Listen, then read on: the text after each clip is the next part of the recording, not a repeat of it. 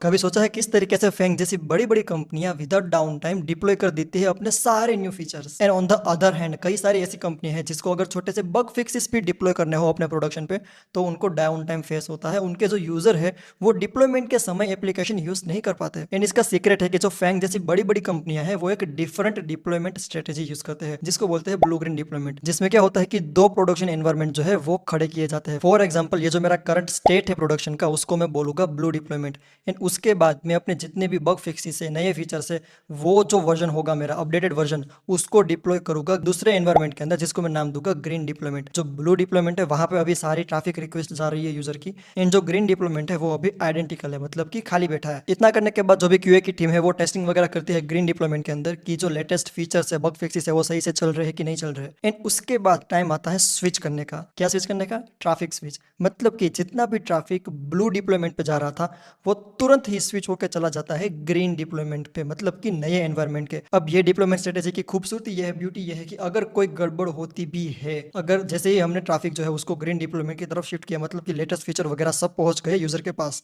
अगर कोई गड़बड़ होती है तो वापस से हम इन फ्रैक्शन ऑफ सेकंड जो ट्रैफिक है उसको वापस से स्विच कर सकते हैं to older deployment, to blue deployment, right. So user अगर कोई प्रॉब्लम फेस भी करे नए एनवायरनमेंट के अंदर तो वापस से हम रोल बैक कर सकते हैं। हमको पूरा रोल बैक नहीं करना है, हमको जस्ट स्विच करना है एपीआई गेटवे के अंदर, सिर्फ आईपी एड्रेस स्वैप करना है, डीएनएस एंट्री जो है वो स्वैप करनी है।